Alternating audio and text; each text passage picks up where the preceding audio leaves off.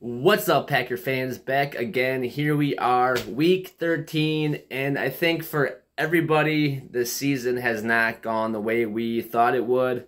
Going into 2022, I really was optimistic about this Packers team. I thought the defense could take some more strides. I thought the offense would be a little sluggish at the beginning, but Aaron Rodgers would carry everybody. I thought with that offensive line and the running backs, they'd really have a formula for winning this season. And then by the time the offense kind of got it figured out with the young guys, the rest of the team would be farther ahead, and together they could make a late push. Well, that didn't happen exactly how I thought it would. So on Sunday at Soldier Field, the 4-8 Green Bay Packers, all but eliminated from the playoffs at this point, will face off against our nemesis, the oldest running rivalry in the NFL, the 3-9 Chicago Bears. And I guess if the whole season comes crashing down and the Packers don't make the playoffs, which they probably won't, as long as we sweep the Bears this season, at least there's a little bit of a win there. But both teams are struggling, of course. The Packers, losing a lot of close games this year. They haven't been blown out of really any of these games. In the past, they used to win these one-score games. This year, they're losing the one-score games, but a lot of it is they get blown out early, they make a comeback, and they get within one score, but just not close enough. So that's basically been the Packers season. The offense plays good, the defense plays bad. When the defense plays good, the offense plays bad. If they both play good, then special teams messes something up. So just hasn't been complimentary football for the Packers all season. And obviously, with 5 games to go and with only 4 wins, the most wins the Packers can have is a 9-8 record, which going into the season, I thought, well, that's not going to be enough. You need 10 wins, especially with that extra game this season and every season moving forward with the 17 games. You need to be at least at 10.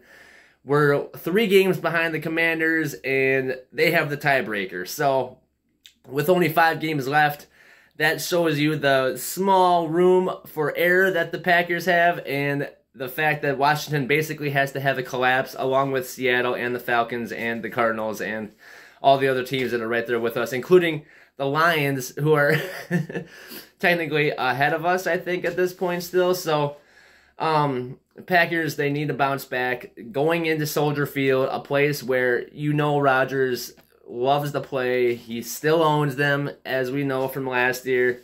But the Packers are only averaging 19.6 points per game. That's 23rd in the NFL. That's just not good enough, especially with a high-powered Aaron Rodgers, 4-time back-to-back MVP back there at quarterback.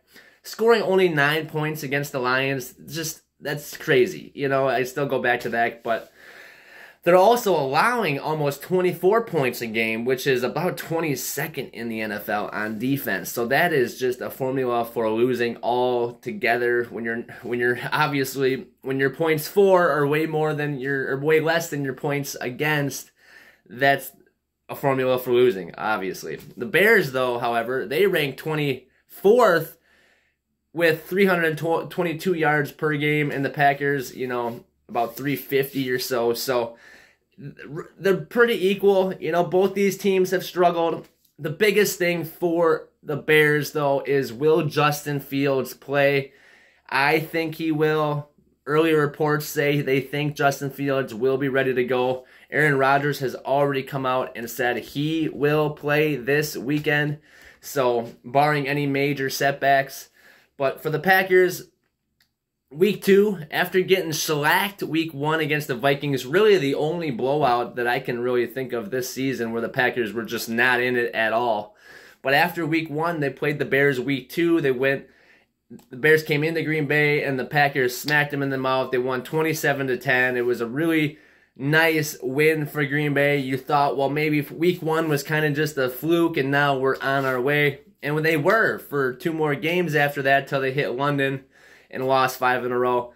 The Packers are favored in this one on the road by about 4 points right now. I don't know if those bettors are thinking Fields will play or not play, but without Fields, and they know for sure they're out without their starting star receiver, Darnell Mooney. He leads the Bears in receiving in pretty much every category. I know they have Chase Claypool. He's taken a little while to come on. Some of the other guys haven't really, turned into the receivers they thought they would. They had like Dante Pettis and Equinemius St. Brown, and they got N'Keal Harry from the Patriots, but none of those guys really panned out. But with Justin Fields back there running around like he has been, that is the key for the Bears' success now and in the future. And if he doesn't play, Trevor Siemian comes in, and the Packers, I think, get this W for sure. For the Green Bay Packers, they have to just win this game. Like, you can't lose this and still say, oh, we still got time. You didn't have time last week to lose or the week before to lose.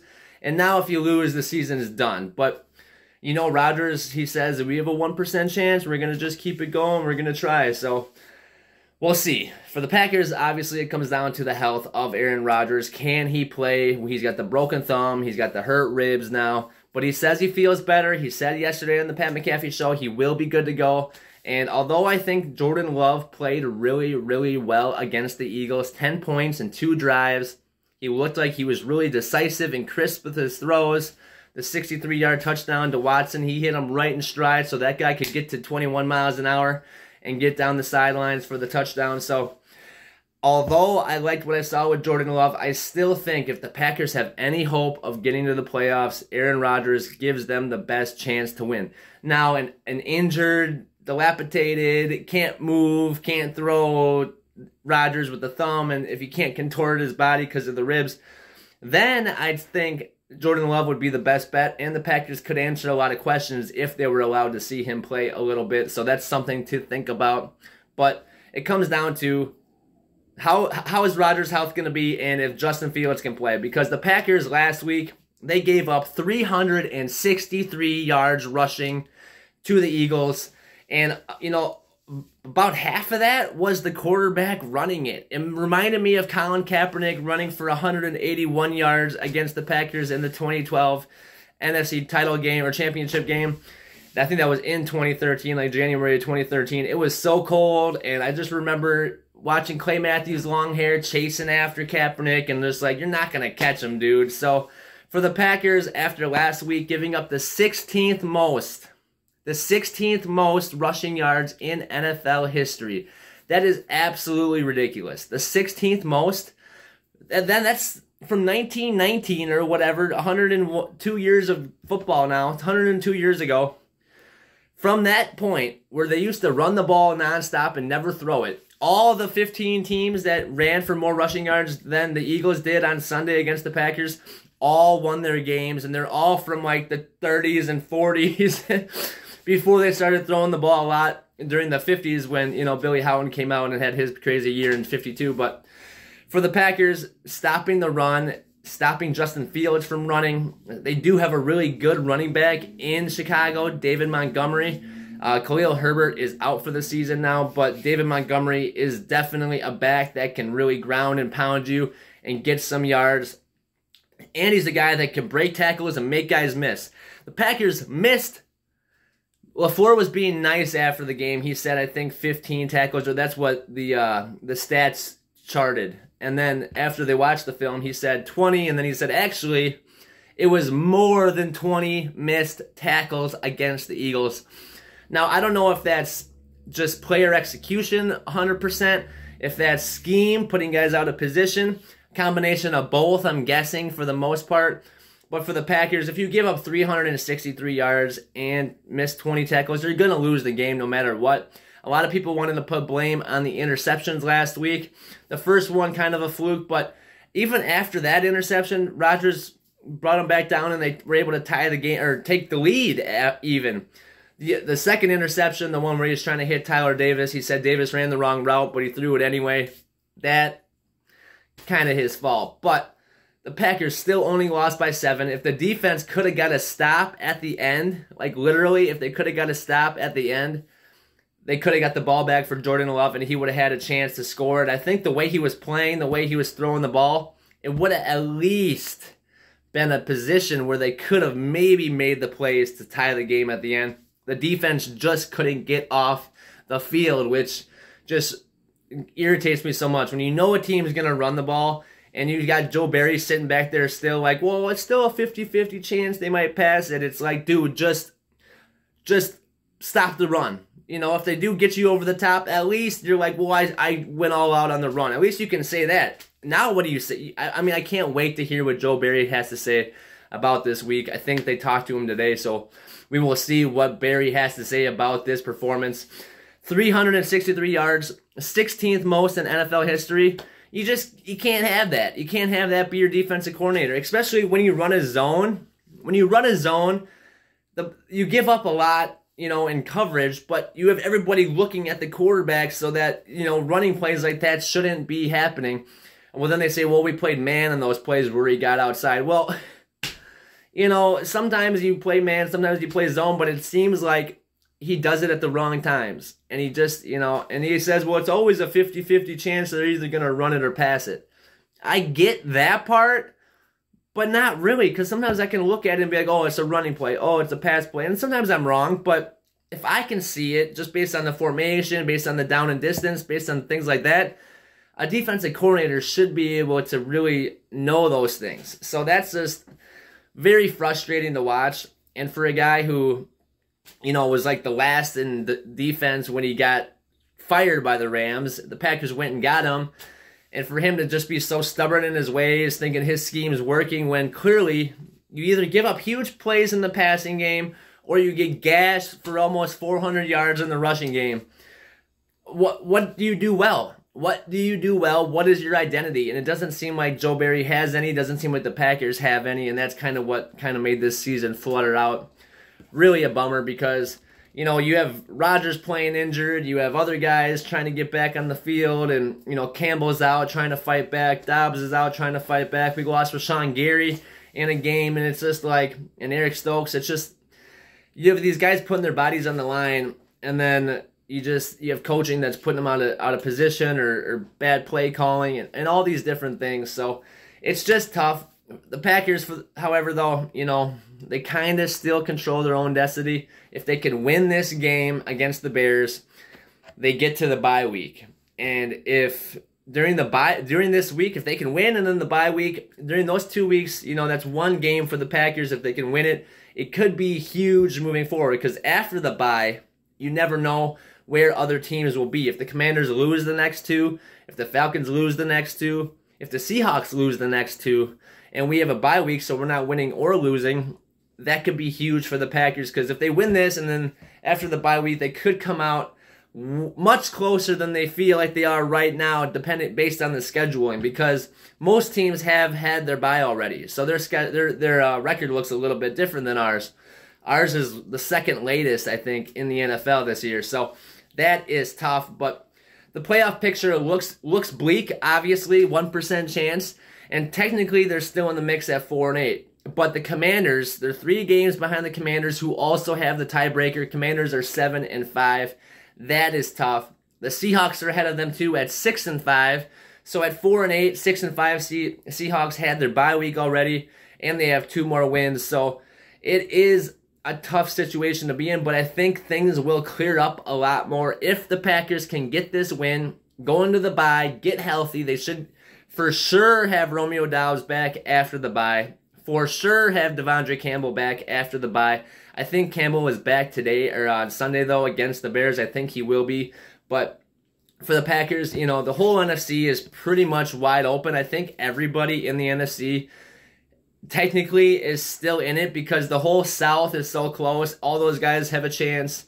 I think, you know, I think the Lions and the Bears maybe technically are out, but we're right, or the Bears actually. The Lions and the Packers are still technically in it, I think. So it's going to be crazy. It's going to come down to the wire. It really does mean that the Packers have to win out and other teams basically have to lose out. And is it possible? Yes. Is it probable? Maybe not. But where there's hope and where Rodgers is playing, you always feel like there's a chance, even though, you know, I think a healthy Jordan Love is better than an injured Aaron Rodgers at this point. But, you know, it's not up to me. It's up to the coaches. If Rodgers wants to go, if he thinks he can do it, then I say send him out there. Right now, you know, it looks like The whole NFC East is going to make the playoffs. If it ended right now, the whole NFC East, the Giants, the Cowboys, the Eagles, and the Commanders, all would make the playoffs. And then the other 3 divisional winners would make it, which means no other teams besides the divisional winners are coming out of any other division besides the NFC East. And we all know it used to be called the NFC Least, so definitely a crazy turnaround. But hopefully the Packers can fight their way ahead. The Seahawks are kind of in a position that they didn't think they'd be. I hope they kind of crumble. I think the Falcons kind of won some games they shouldn't have. I hope they kind of crumble. And then we're worried more about, the Commanders, because they have a better record by, a decent amount of games, plus that tiebreaker. That tiebreaker for the Packers, even if they win out and the Commanders lose way more than they should, they still have that tiebreaker, and that really could be the catalyst that kind of just ends everything for the Packers. Unless, the Commanders lost every game here and the Packers won every game, things would look different. So it still can be exciting. There's still a lot to hold on to here. Packers are in a must-win. I've been saying that for about 3 weeks now, but they are in a must-win.